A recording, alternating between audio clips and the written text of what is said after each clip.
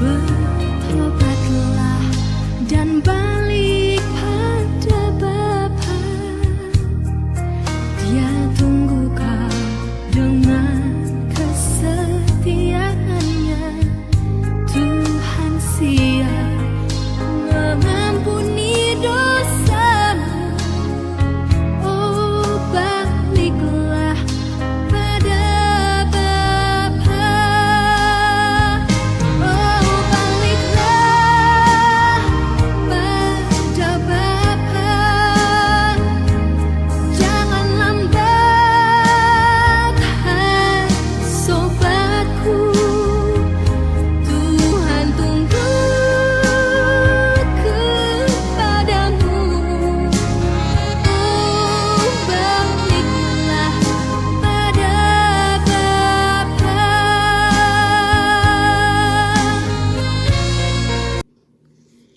Shalom saudara yang terkasih di dalam nama Yesus Kristus. Firman Tuhan untuk kita pada hari ini dari Yeremia 26 ayat 13. Oleh sebab itu, perbaikilah tingkah lakumu dan perbuatanmu, dan dengarkanlah suara Tuhan Allahmu, sehingga Tuhan menyesal akan malapetaka yang diancamkannya atas kamu. Ketika kita mendengarkan firman Tuhan, berbagai reaksi akan timbul. Ada yang menganggapnya sebagai angin lalu, ada pula yang menentangnya dan menolaknya dengan keras. Namun ada juga yang menerimanya. Demikian juga dengan pemberita Injil.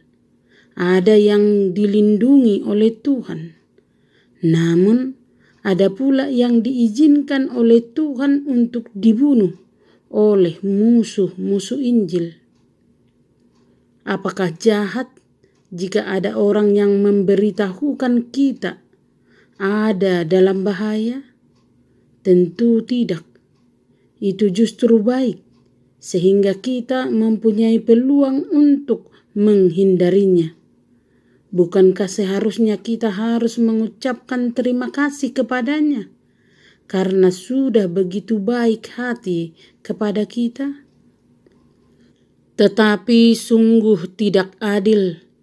Banyak orang yang mengeluhkan akan hamba Tuhan yang menyampaikan pesan tentang neraka dan hukuman.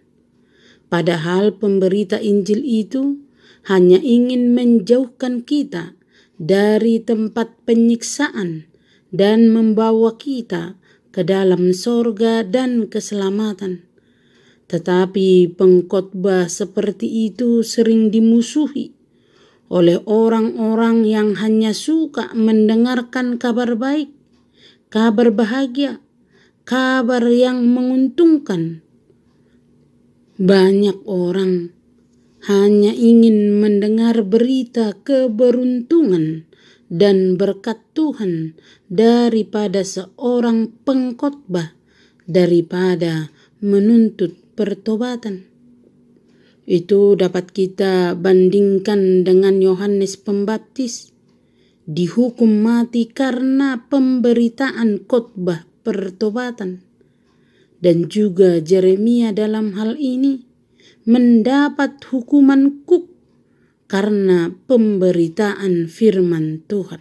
Yeremia mengingatkan bangsa Israel tentang kejadian di Shilo. Shilo mendapat nama buruk. Di sanalah Tuhan dinodai oleh kedua putra Imam Eli yang jahat. Juga penyalahgunaan tabut Tuhan yang diperlakukan sebagai berhala untuk berperang melawan Filistin. Tuhan murka dan membiarkan tabut itu dirampas musuh.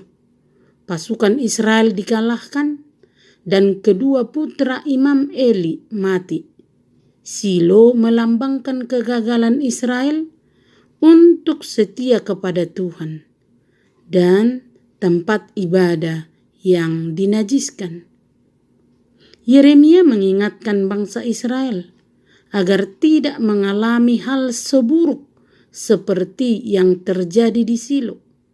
Karena itu ia berkata pada hari ini yang menjadi firman Tuhan untuk kita. Oleh sebab itu, perbaikilah tingkah lakumu dan perbuatanmu, dan dengarkanlah suara Tuhan Allahmu, sehingga Tuhan menyesal akan malapetaka yang diancamkannya atas kamu. Yeremia di sini jelas menuntut pertobatan, supaya murka Allah tidak jadi dijatuhkan untuk menghancurkan Yehuda. Bandingkan dengan Yunus di Niniwe. Kota Niniwe mendengarkan firman Tuhan melalui Yunus, dan mereka bertobat serta berpuasa, sehingga hukuman Tuhan tidak jatuh atas mereka. Yeremia mengingatkan mereka, hukuman Allah pasti akan jatuh dan membuat kota-kota mereka hancur seperti kejadian di Silo, kecuali mereka mau bertobat. Tanpa pertobatan, tidak mungkin menghindar dari hukuman Tuhan. Jika mereka bersedia menerima peringatan itu, mereka dapat mencegah pelaksanaan hukuman itu. Jika tidak, mereka akan dihukum oleh Tuhan, dan salah mereka sendiri jika tidak memanfaatkan pemberitaan firman Tuhan yang sudah disampaikan kepada mereka. Yeremia tetap setia kepada Allah dan firman-Nya, kendati pun akibatnya bisa membahayakan dirinya. Hanya satu jaminan bagi pemberita Injil yang menyatakan firman Tuhan dengan benar, bahwa Allah berkuasa mutlak atas hidup mati hamba-hambanya. Dan firman-Nya, apakah pemberitaan itu berbuah atau tidak, itu juga mutlak di tangan Tuhan. Karena itu, dengarkanlah firman Tuhan dengan baik. Apakah itu ajaran, apakah itu ajakan, atau teguran, atau peringatan, atau bahkan sukacita dan kebahagiaan, jangan lupakan dari hatimu. Karena itu firman Tuhan berkata, berbahagialah orang yang mendengarkan firman Tuhan serta memeliharanya. Amin. Terimalah berkat Tuhan, kasih karunia dan damai sejahtera dari Allah Bapa kita dan dari Tuhan Yesus Kristus menyertai saudara sekalian. Amin. Selamat beraktivitas. Salam sehat selalu. Tuhan Yesus memberkati.